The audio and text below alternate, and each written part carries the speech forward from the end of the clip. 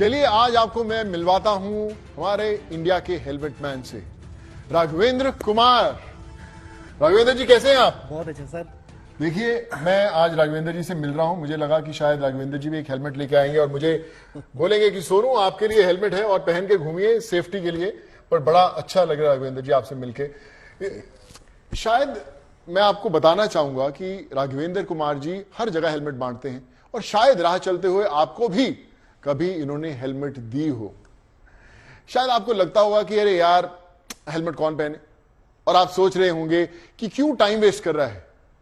तो आज मैं आपको उनसे डायरेक्ट मुलाकात करवा रहा हूं और पूछवाऊंगा कि आप दूसरों की इतनी जान की चिंता क्यों करते हैं। पहले तो धन्यवाद देना चाहूंगा कि सर आपके सामने जो आज खड़ा हूं, कहीं ना कहीं आज लोगों की जान बचाने की वजह से और मेरे अच्छे सड़कों पे कार्य करने की वजह से। और मैं आज से 7 साल पहले अपने एक मित्र को सड़क दुर्घटना में खोया था और तब से मैंने उसी समय प्रण लिया था, क्योंकि वो माँ बाप का इकलौता चिराग था। और तब से मैं सड़कों पे वो दर्द जो हमने जो देखा, वो चीज़ें अपने मित्र के जो घर से, तो दूसरों को अपना मित्र समझ के मैं पिछले 22 राज्यों में जो 7 सालों के अंदर अभी तक 49,000 हेलमेट दे करके लोगों तक मिशन पहुंचा चुका हूं। और सबसे बड़ी बात है कि सड़कों पे मैं जिन्हें हेलमेट्स देता हूं उनसे मैं पुस्तक लेता हूं। तो वो पुस्तक जिन लोगों से मुझे मिली है, अभी तक 7 लाख उन बच्चों तक पुस्तकें भी पहुंचा चुका हूं, ताकि हमारा भारत तभी सड़क दुर्घटना मुक्त बनेगा जब 100% साक्षर होगा। क्या बात है, 49,000 हेलमेट और पुस्तक लेते हैं और वो भी इकट्ठा करते हैं। आप सोचिए कि क्या बढ़िया काम कर रहे हैं राघवेंद्र जी। और इस तरह मैं कहूं कि आप अगर दूसरों की मौत के सामने आप खुद ढाल बनकर खड़े रहे तो मुझे लगता नहीं कि कभी भी कोई सड़क दुर्घटना हो सकती है। और आप अपने मिशन में सफल भी हो रहे हैं। किस तरह की आपको फीलिंग होती है? क्या आप मैसेज देते हैं? आपके दोस्त मित्र क्या बोलते हैं उसके बारे में?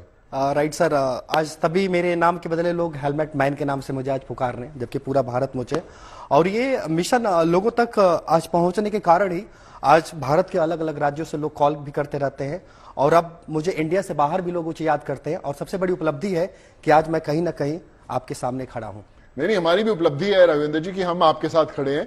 पर मैं हमेशा देखता हूं कि जब अचानक आप सड़क पर खड़े हैं और आप राघवेंद्र जी आते हैं, उन्हें एक हेलमेट देते हैं, तो क्या रिएक्शन मिलता है आपको? क्या लोग बोलते हैं? अरे भाई क्यों हेलमेट दे रहा है, कहीं पैसे तो नहीं लोगे, क्या करोगे, क्या मतलब क्या उनके रिएक्शन क्या होते हैं आपके?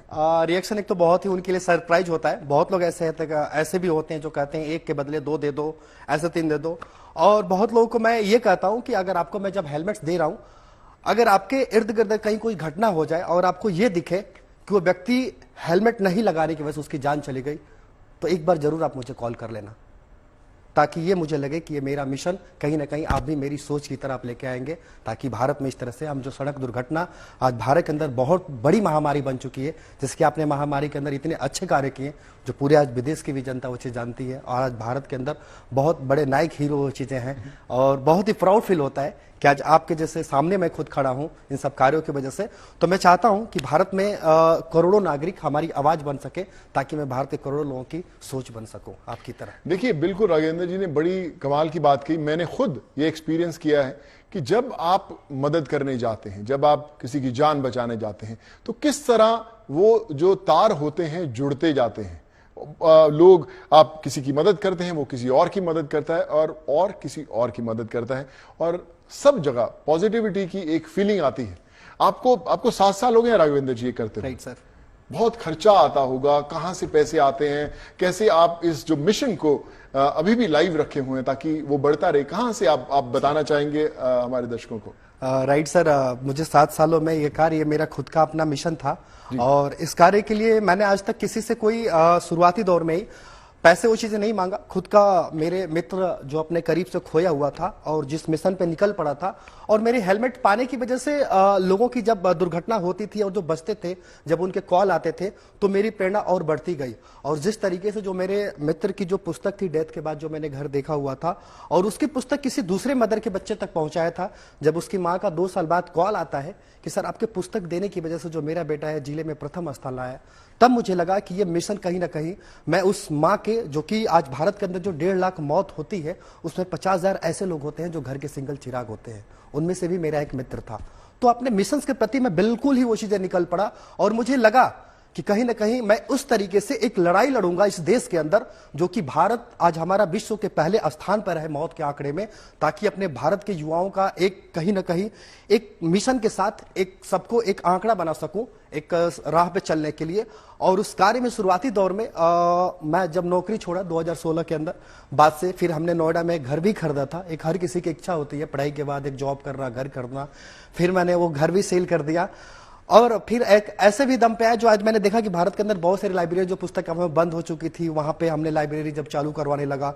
ऐसे मेरे मिशन में वो बच्चे आने लगे जो 6-7 में पढ़ते थे, जो अपने माँ बाप को खो चुके थे दुर्घटना के अंदर, और वो अनाथ बच्चे थे, और वो मुझसे जब पुस्तक लेकर के जा रहे थे, हमने दर्द बहुत करीब से देखा। तब मुझे लगा कि ऊपर वाले ने कहीं ना कहीं, मेरा मित्र अभी भी जिंदा है और मुझे कहीं ना इसी चीज के लिए बनाया है ताकि मैं भारत के लोगों को एक आईना दिखा सकूं। और आज अपना घर भी मतलब खत्म हो चुका है, उसको भी मुझे बेचना पड़ा। और कहीं ना कहीं इस कोविड के दौरान भी हमने ये देखा कि आपके पास भी दुनिया के करोड़ों लोगों के कॉल आ रहे थे मदद के लिए, मेरे पास भी कुछ लोगों के कॉल आए उन्हीं दुर्घटना वाले परिवार से, और मैं उन्हें मदद नहीं दे पाया।